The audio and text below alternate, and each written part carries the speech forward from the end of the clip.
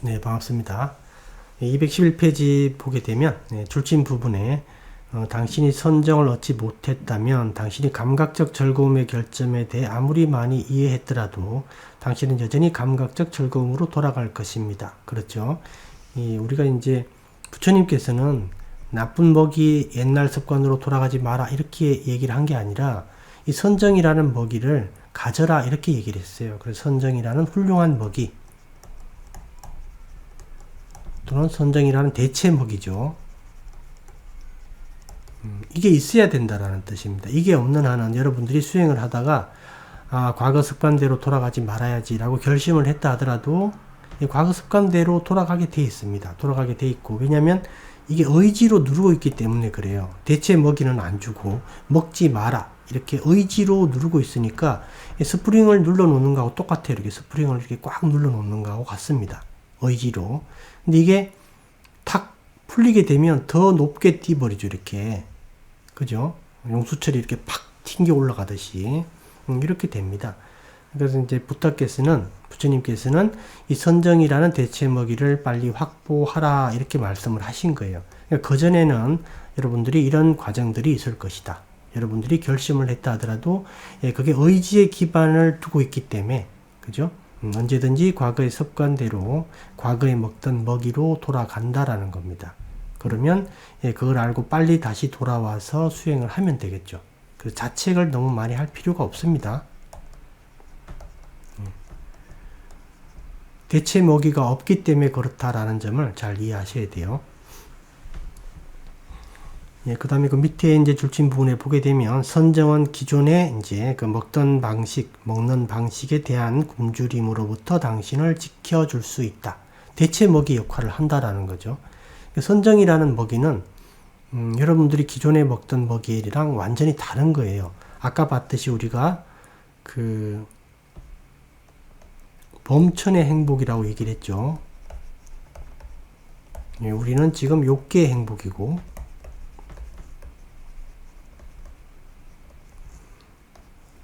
이 욕계의 행복하고 범천의 행복이 있을 때 범천의 행복이 훨씬 더 좋은 행복입니다. 여러분들이 만약에 범천의 행복과 욕계의 행복을 둘 다 맛봤다면 여러분들은 욕계의 행복을 버려버립니다.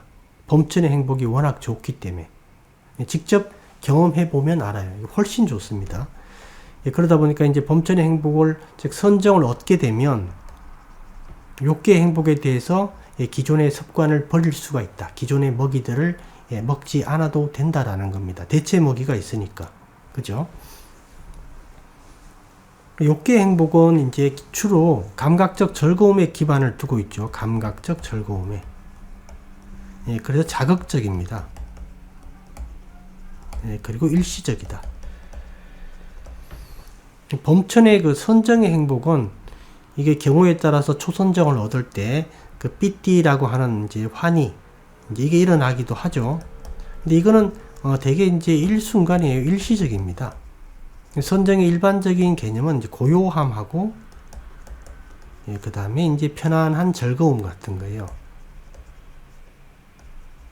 편안한 행복 같은 거. 편안한 거예요. 편안하고 담백한 형태입니다. 담백하다. 그리고 밋밋합니다. 이게 무슨 말이냐면 이게 아주 그 질리지 않는 형태예요. 전혀 질리지 않는 형태. 우리가 그 맛있는 음식 같은 거는 이제 한두 번 먹을 때 맛있죠. 뭐 요즘 애들이 좋아하는 피자 같은 거라든가 햄버거나 뭐 이렇게 아주 자극적인 음식 같은 거 있죠. 그게 이제 그 어른들이 먹어보면 한두 번은 뭐 맛있는데 이제 밥이 제일 질리질 않죠. 그하고 비슷해요. 그래서 이 선정의 어떤 그 즐거움과 행복은 아주 담백하고 밋밋해요. 그래서 부담이 없습니다. 부담이 없다. 전혀 부담이 없고 해로움이 없습니다. 그렇기 때문에 여러분들이 이제 선정을 갖게 되면 아주 훌륭한 대체 먹이를 딱 가지고 있는 거기 때문에 과거의 습관대로 돌아가지 않을 수가 있다. 충분히. 이게 워낙 좋기 때문에 그래요. 워낙 좋아요, 사실은. 욕계의 세계에 이제 살고 있는 우리로서는 이 범천의 행복을 이렇게 얻을 수가 없어요, 사실은. 선정이나 사무량심 수행을 통하지 않고는 얻는 방법이 없습니다. 욕계 선정이라는 말은 없어요. 여러분도 잘 아시겠지만 욕계 선정이라는 말은 없죠. 왜 없냐면 말 그대로 감각적 즐거움의 세계이기 때문에 그렇습니다. 감각에 기반을 두기 때문에 그래요. 감각적 즐거움이 없으면 여기서는 행복함이 없습니다. 그런데 범천의 행복은 감각적 즐거움을 뛰어넘은 거예요. 그래서 이제 수행 대상을 호흡이나 호흡을 통한 몸이죠. 또는 자세, 몸을 얘기를 합니다.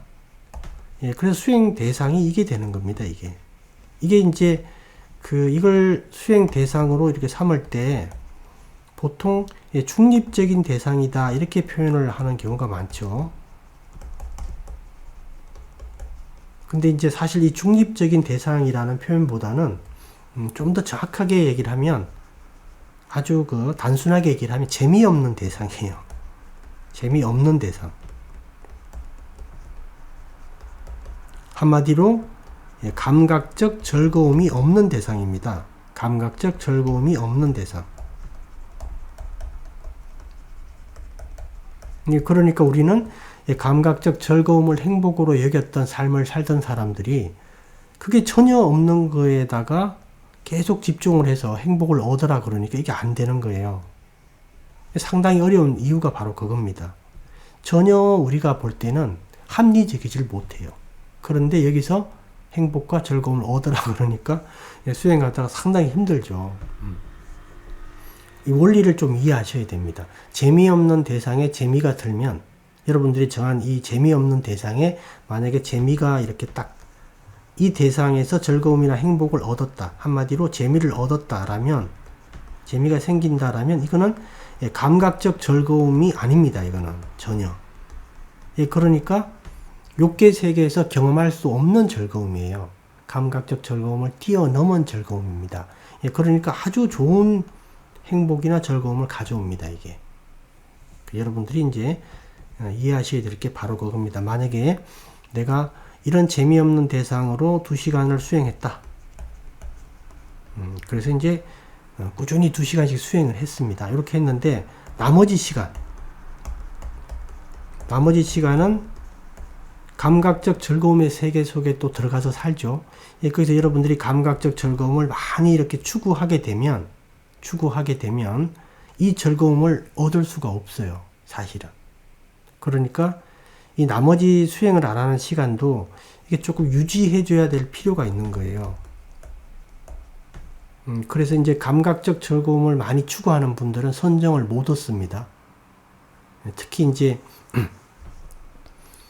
그 낚시하는 분들 있죠. 그 다음에 술 마시는 분들, 마약하는 분 말할 것도 없고 이런 감각적 즐거움을 아주 탐닉하는 이런 이제 성향의 분들은 선정을 못 얻어요, 사실은. 그리고 요즘에 이제 사람들, 젊은 친구들, 게임 많이 하는 친구들 있죠. 이런 친구들도 마찬가지고 선정을 얻기가 거의 어렵다. 그리고 또 핸드폰 많이 하는 분들 있죠. 핸드폰을 항상 들고 다니고 조금 시간만 나도 핸드폰 들여다보는 분들 많이 있죠. 이런 분들도 선정을 얻기가 사실 어렵다라는 거죠. 왜냐하면 전혀 재미없는 대상에 재미를 일으켜야 되니까. 그죠?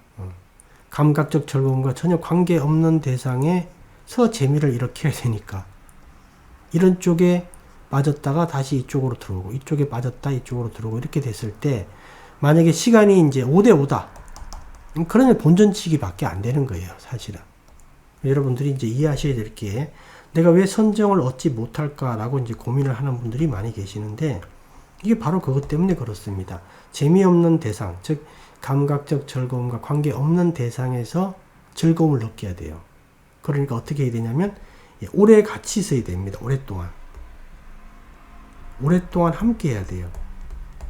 그래서 이제 타니사로 스님께서 계속 뭐라 그러냐면 친구가 돼야 된다는 말을 계속 하는 거예요.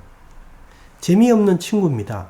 재미없는 사람인데 하도 계속 같이 하니까 친구가 됐어요. 그래서 어떻게 되냐면 편안해졌습니다. 담백한 즐거움이 일어나는 거예요. 여기서. 근데 이 즐거움을 맛보게 되면 감각적 즐거움을 우리가 별로 찾질 않게 돼요. 그보다 훨씬 좋은 거니까. 다시 한번 말씀드리면 2시간 수행하고 나머지 시간 감각적 즐거움 세계 속에서 살 때 조금 자제해야 됩니다. 절제하고. 그게 바로 이제 이 상화라라고 하는 빨리어죠. 절제라고 얘기를 할 때 그런 의미예요. 그런 감각적 즐거움에 대한 탐닉을 좀 줄여 나가야 됩니다. 필요한 것만 해야 돼요. 그렇게 여러분들이 꼭 이해하시기 바랍니다. 그래서 이제 우리가 수행 대상으로 삼는 것들은 재미가 없는 거예요. 솔직히 한마디로. 그래서 그걸 중립적인 대상이다 라고 표현할 뿐입니다. 근데 여러분들은 그 재미없는 대상에서, 즉 감각적 즐거움과 관계없는 그 재미없는 대상에서 재미를 이끌어내야 된다. 그렇게 하려면 어떻게 되냐면 오랫동안 함께 같이 해야 된다. 함께 하는 시간이 많아야 돼요. 근데 함께 하는 시간이 적었다 하더라도 일상생활 속에서 감각적인 즐거움에 너무 깊이 빠져들어서는 안 된다. 그죠? 그래서 그런 부분을 여러분들이 체크하면서 일상생활을 영위해야 됩니다. 그런 부분을. 아, 내가 일상에서 감각적 즐거움을 많이 찾구나. 그리고 잠시 시간만 있으면 인터넷을 하고 핸드폰을 하고 이러는구나. 그러면 그거를 좀 자제하셔야 돼요. 이렇게 이제 이해하시고. 그 다음에 212페이지에 보게 되면 이제 그런 내용들이 쭉 있고요. 그 다음에 그 밑에 패러그래프에 보게 되면 당신이 선정에 집착하고 있다고 말하는 사람이 있다면 그거는 맞다. 그죠? 선정에 집착을 하죠. 왜냐하면 선정을 얻기 위해서 계속 노력을 하고 있으니까. 그죠? 그리고 선정을 얻은 다음에도 선정 속에 오랫동안 머물고 있으니까. 그렇게 얘기할 수 있어요. 다른 분들이. 그럴 때는 신경 쓰지 말고 그 다음에 어떤 말이 있냐면 줄진 부분에 보게 되면 결국 붓다께서는 선정해 둔 상태에서 깨달음을 얻으셨습니다. 그 점을 꼭 이해하셔야 돼요. 부처님께서 선정해 둔 상태에서 지혜를 얻은 겁니다. 첫 번째 지혜, 두 번째 지혜, 세 번째 지혜 이렇게. 그죠? 선정해 둔 상태에서 얻으신 거예요. 그러니까 무슨 말이냐면 이 선정에 사띠, 삼빠자냐, 아타피가 항상 있어야 된다라는 뜻이에요. 그죠?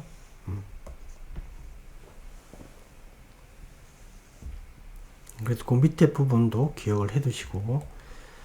그 다음에 213페이지에 보게 되면 그러나 우선 당신이 주의 깊게 호흡에 집중했다라는 사실이 그 즐거움의 원인입니다.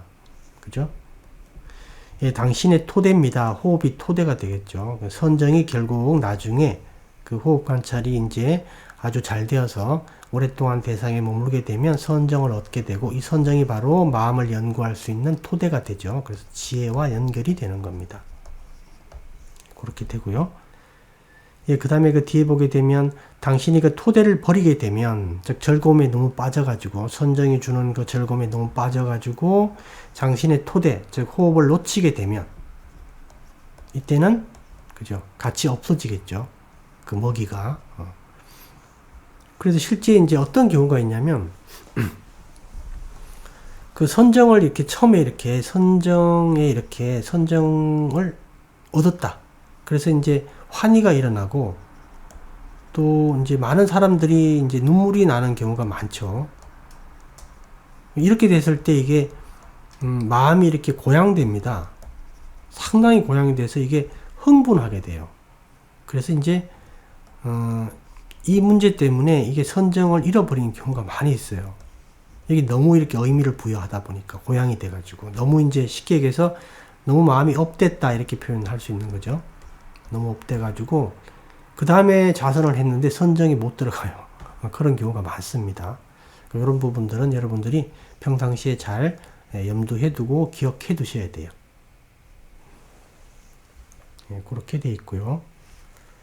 그 다음 페이지에 보면 214페이지에 보게 되면 잘못된 선정 그런 것들 즉 이제 그 즐거움에 너무 깊이 빠져버리는 것. 티베트 불교 보면 그런 말들이 많이 있어요.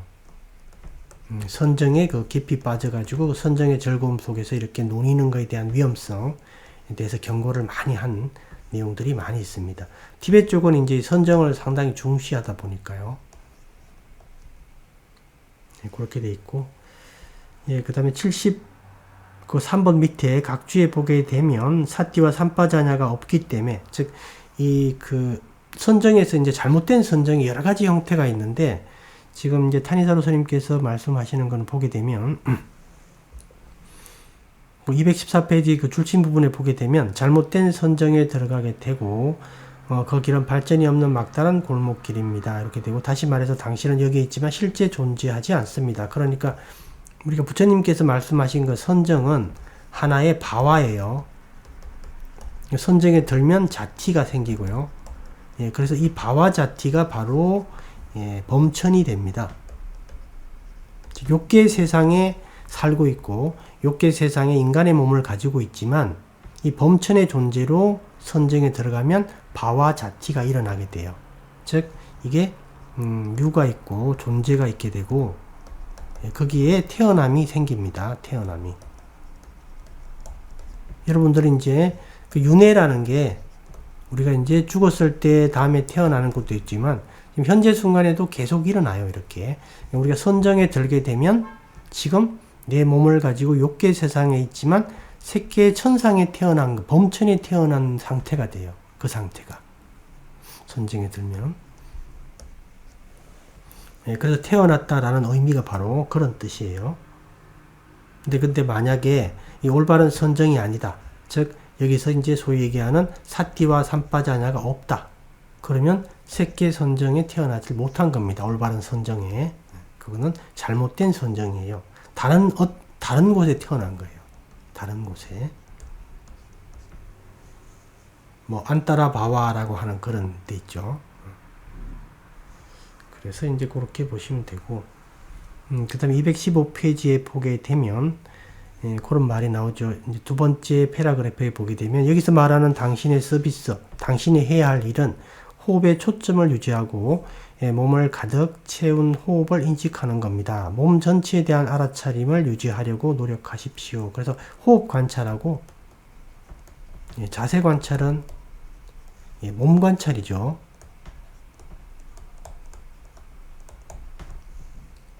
여러분들이 이제 꼭 기억해야 되는 게 이제 이건데, 우리가 호흡 관찰이라고 이렇게 얘기를 하다 보니까 많은 분들이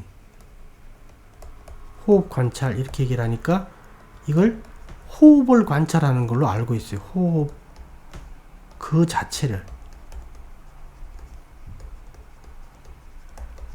호흡 관찰을 호흡 그 자체를 관찰하는 것이다 라고 이제 이렇게 오해하시는 분들이 계시는데, 전혀 그렇지가 않죠. 호흡 관찰은 몸 관찰의 세부적인 수행법이죠. 자세 관찰도 그렇고요. 세부 자세 관찰도 그렇습니다. 그래서 우리가 몸 관찰에 뭐가 있냐면 대표적으로 보게 되면